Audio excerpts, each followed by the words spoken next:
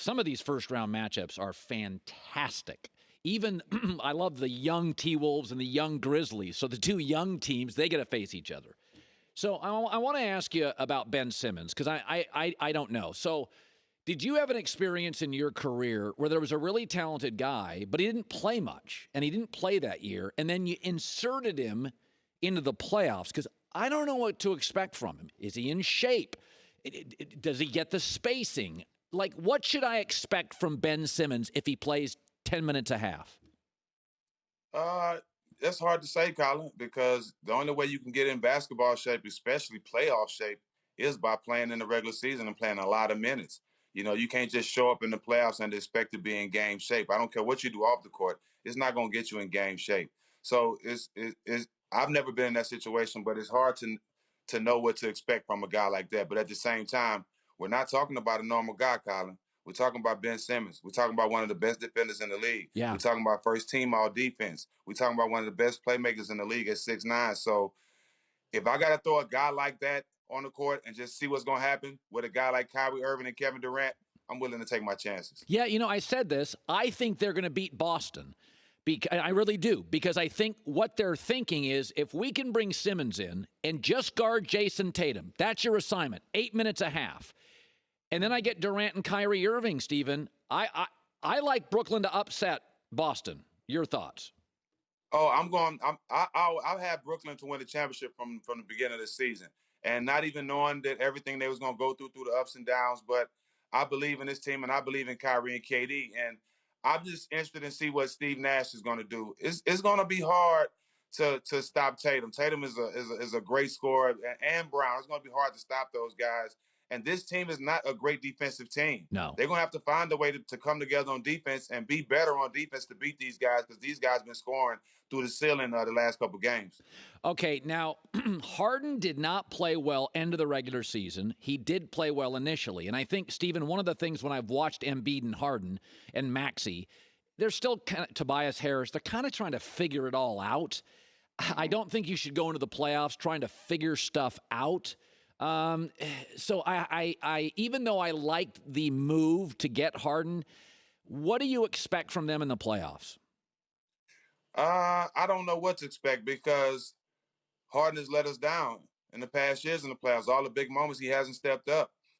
We know what Joel can do. We know what he's going to be in the playoffs. He's going to be the same dominant big man that he's been all season, and my MVP. But I just think James has to find himself. He's been making excuses for the last 3-4 years, and it's always been an excuse. Well, now it is not an excuse. You have a great coach. You have a great young team. You have the MVP in my mind in Embiid. So it's no excuse for you not to show up. Will he show up? We'll see. Stephen, you were a good playoff player. Can I make the argument that some guys are not built for it? They shrink. They're not playoff guys. Do you ever have a teammate like that? Oh, I know a lot of guys like that, Colin. It's the saying. The best shooters in the NBA, some of them can make shots in the regular season, but when they count in the playoffs, they know where to be found. Yeah. That Steph Curry, he can shoot all the time. When you sleep at church, at the bakery, at the grocery store, he on fire. Okay, let's go to the West. So I'm on an island here. I love the Clippers. I like their roster. I love their coach. I like their versatility. I wish they had a second star, so I don't think they'll beat the Suns. But I'm going to pose this to you. You know this. Not all owners are about winning in any sports league. Some of these guys, it's just net worth and that stuff. It's a business. Steve Ballmer of the Clippers lives for basketball, very impatient, richest owner. If they get wiped out by the Suns, 4 and 5 games, Kawhi's been, hasn't worked. Paul George, I like him a lot, but he's been hurt. Would you, if you were Ballmer, just say, man, I gave this thing 2 years. These guys can't stay. I didn't pay all this money for an 8 seed. What if they get blown out by the Suns? What would you do? I wouldn't break it up, because I still haven't had a legit shot. I still haven't had both my stars for a full season. And then you're playing against Phoenix Suns. You're not playing against 8 seed or 7 seed. You're playing against the best team in the league. So if they go out there and compete and do a great job, obviously you want to win the series and you go in the series to win. But if you come up short, you can't really say blow it up because you still haven't seen the dynamic of Kawhi and Paul George together for a whole season. So I think that's still worth the ticket of admission. Okay, I want to ask you about Patrick Beverley. And he bounces around the league. He's annoying as you know what. There is a line in the NBA between dirty and just annoying. And I think Rodman was mostly just annoying. I don't think he was a dirty player. Bill Laimbeer, I thought, was a dirty player at times. What do you make of Pat Bev? Are you a fan? What do you make of him?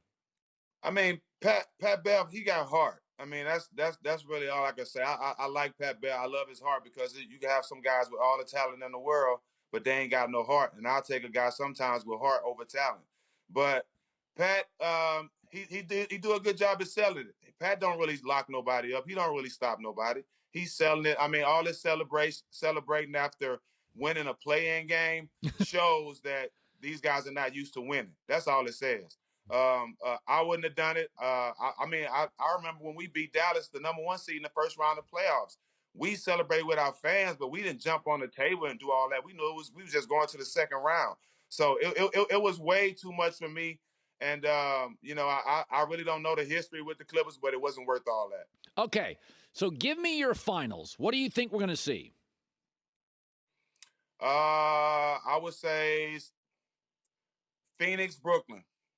Oh, you really like Brooklyn. Yeah, I do. How would you have defended Kevin Durant? I tried multiple years. Couldn't do it. Yeah, he's a handful, dude. So don't make me lie. I can't tell you. I mean, the best thing for me, the times I did have a little success is when you make it difficult. You can't block a shot. You can't stop him. You can't take the ball from him. Just try to be physical and make it difficult. And that's with any star in the NBA. Nobody's really stopping guys. If you have anybody say Patrick Beverley is stopping the guy, no, he's not. What he's doing, he's making it difficult for the guy, and he's having an off night. All right, go to Dallas, enjoy the fight, have a great time. You know we love you. Fox Sports NBA analyst, Steven Jackson. See you, buddy. My guy. All right. See you later. All right. Hi, everybody. Thanks for watching. Subscribe here to get the latest from the show. Also, be sure to check out more of the best clips from The Herd or go watch a few segments from other shows on FS1.